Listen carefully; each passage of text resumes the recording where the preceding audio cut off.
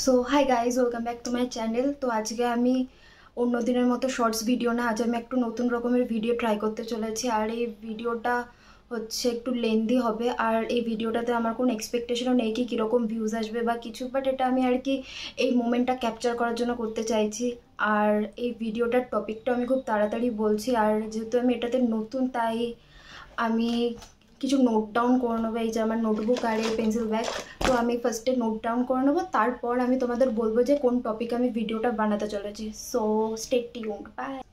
তো আমার note down করা হয়ে গেছে, তো চলো আমি তোমাদেরকে শেয়ার করবো আমি কি কি রিয়েলাইজ করেছি। চলো, টপিকটা হচ্ছে রিসেন্টলি আমার বার্থডে গেল 16th অগাস্টে। আর আমি ভাবছিলাম এই ভিডিওটা বানাবো বাট আমার ঠিক এজ আমি একদমই রিভিল করবো না, তোমরা গেস করো আমার এজ কত। তো আমি কি কি রিয়েলাইজ করেছি আমার বার্থডেতে, হয় না একটা বয়সের সাথে সাথে মানুষের এক্সপেকটেশন চেঞ্জ হয় আর মেন্টালি অনেকটা ম্যাচিওর হয়। তো আমি কি কি রিয়েলাইজ করেছি, যদিও আমি খুব ইম্যাচিওর, তবুও আর কি। তো এটাই আমি শেয়ার করব।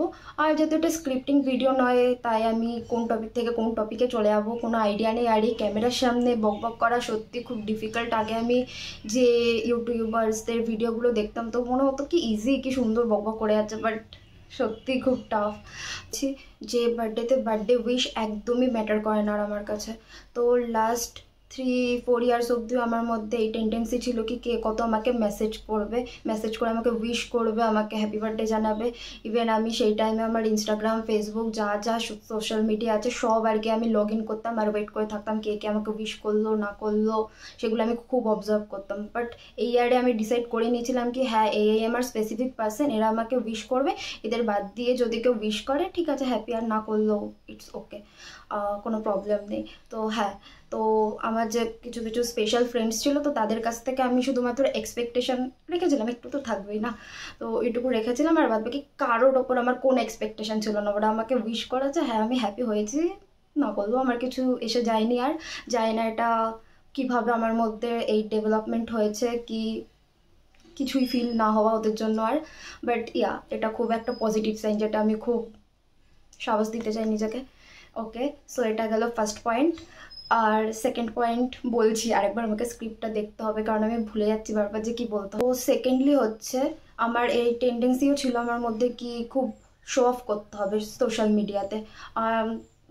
আগের বছর অবধি আমার সোশ্যাল মিডিয়াতে আমি খুব অ্যাক্টিভ ছিলাম। আর আমার মনে হতো কি বার্থডের দিন আমাকে এখানে যেতে হবে, এই রেস্টুরেন্টে যেতে হবে, এই খেতে হবে, এই ড্রেস পরতে হবে, এইভাবে কেক কাটতে হবে, খুব পারফেক্টলি প্ল্যান করে রাখতাম। ইভেন আমার এই টেন্ডেন্সিও ছিল কি, তো এই বছরে যবে থেকে আমি জানলাম যে আমার বার্থডে দিন জন্মাষ্টমী আছে, ওই দিনকার যেহেতু ভেজ খেতে হয়, তো আমি কোনো প্ল্যানিং করাই বন্ধ করে দিয়েছিলাম। সেদিন জাস্ট আমি বাড়িতে ছিলাম, চিল করেছি বাড়িতে, আর খেয়েছি দিয়েছি আর ঘুমিয়েছি, যেটা খুব ইম্পর্টেন্ট ছিল আমার জন্য সেই টাইমে।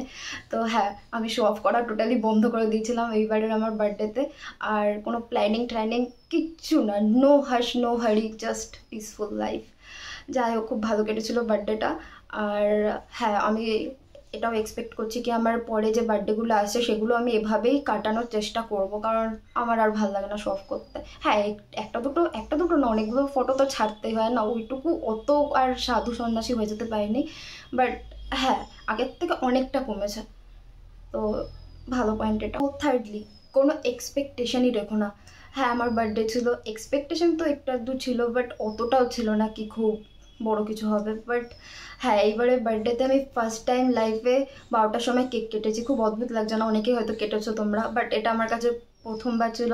আমার কাকার মেয়ে, আমার বোন, যে আমাকে 12টার সময় সারপ্রাইজ দিয়েছে, আর এটা আমি কখনোই ওর কাছ থেকে এক্সপেক্ট করি না, মানে করিও নি কোনোদিনও। বাট ও আমার জন্য এতটা ভেবেছে, আমার মায়ের সাথে ভাইয়ের সাথে প্ল্যানিং করে আমার জন্য কেক এনেছে, কেক কাটিয়েছে, আর ইভেন ও অতক্ষণ অবধি আমার জন্য সারপ্রাইজ রেখেছে পুরোটা, এটা আমার কাছে অনেক বড় ছিল।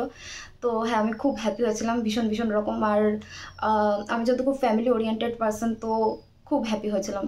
ফ্রেন্ডসদের থেকেও ওরা করেছে বলে আমি একটু বেশি হ্যাপি হয়েছি। So that's it. এটাও খুব একটা ভালো জিনিস ঘটেছে আমার সাথে, যেটা আমি এত বছরে পাইনি, সেটা আমি এবছরে পেয়েছি। So yeah. অ্যান্ড ফোর্থলি, যেটা আমি রিয়েলাইজ করেছি এত বছর পর এসে, যে নিজের বার্থডের কিংবা নিজের লাইফের সমস্ত কিছু নিজেকেই করতে হবে। তুমি যা যা ভালোবাসো না ভালোবাসো সমস্ত কিছুর অ্যারেঞ্জমেন্ট তোমাকেই করতে হবে। তো আমি যেহেতু একটু ফান লিভিং পার্সন, একটু সারপ্রাইজ পেতে একটু মজা করতে পছন্দ করি, আর আমার খুব ভাল লাগে কি সারপ্রাইজ পাবো, গিফট পাবো, ভাল লাগে পেতে। না দিলে ঠিক আছে, দিলে খুশি হব। বাট আমি যেহেতু কখনো কারোর বার্থডেতে ওরকম স্পেশালভাবে সেলিব্রেট করিনি, তাই আমি এটাও এক্সপেক্ট করি না কি আমার বার্থডেতেও কেউ করবে। তো আমি আমার নিজের বার্থডে প্ল্যানিং নিজেই বানাই। আমি আমার ফ্রেন্ডস, আই মিন স্কুল লাইফে যে ফ্রেন্ডসরা ছিল ওদেরকে বলি কি আমার ইচ্ছে এরকম সারপ্রাইজ পাওয়ার, তোরা করবি, অ্যারেঞ্জ করবি, আমি তোদের ট্রিট দেবো। তো ওরা বললো হ্যাঁ ঠিক আছে, কোনো প্রবলেম নেই। আর ওরা সবাই যেহেতু আমার হোম টাউনে থাকে না, যে যার মতো আর কি পড়াশোনার জন্য বাইরের ডিস্ট্রিক্ট বা অন্য জায়গায় থাকে, তো ওরা সবাই গ্যাদার হয় আমার জন্য, সারপ্রাইজ অ্যারেঞ্জ করে। ইভেন আমি মানে কি বলবো, খুব হ্যাপি হয়েছিলাম ওই দিনকার। সেদিন হয়নি, সেটা আরও 2 উইকস পরে গিয়ে আর কি আমরা সেলিব্রেট করেছিলাম। এই কদিন আগে গেছিলাম একটা রেস্টুরেন্টে। তো হ্যাঁ, ওটা খুব ভালো লেগেছিলো আমার, যে ওরা সবাই আমার জন্য ভেবে করেছে, আর আমার ইচ্ছেটাকে যে ওরা ফুলফিল করেছে, প্রায়োরিটি দিয়েছে, এটাই আমার কাছে অনেক। সো হ্যাঁ, যারা যারা তোমাকে ভ্যালু দেবে অবশ্যই তুমি তাদেরকেই ভ্যালু দেবে। আর অবভিয়াসলি আমি তো গ্রেটফুল আমার মা বাবার কাছে, ওরাও অনেক গিফট দিয়েছে, আর ব্লেসিংস তো আছেই সাথে। So that's it. আরও অনেক কিছু পয়েন্ট অ্যাড করা যেত, বাট কটাই ঠিক আছে না, প্রথম দিন আমি আর বেশি কিছু বলতে পারছি না। সো এটা আবার এডিট করতে হবে, যেহেতু আমি পুরো এসবে নতুন, তো শিখছি আস্তে আস্তে।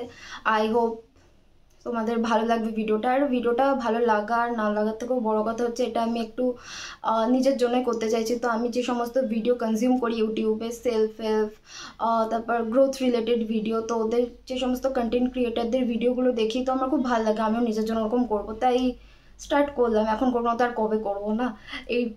এই ভিডিওটাই যখন 20 বছর পর গিয়ে দেখবো, তখন মনে হবে হ্যাঁ বাহ, ঠিক আছে। আর ঠিক আছে, ব্যাস এটুকুই। So stay tuned and stay positive, by.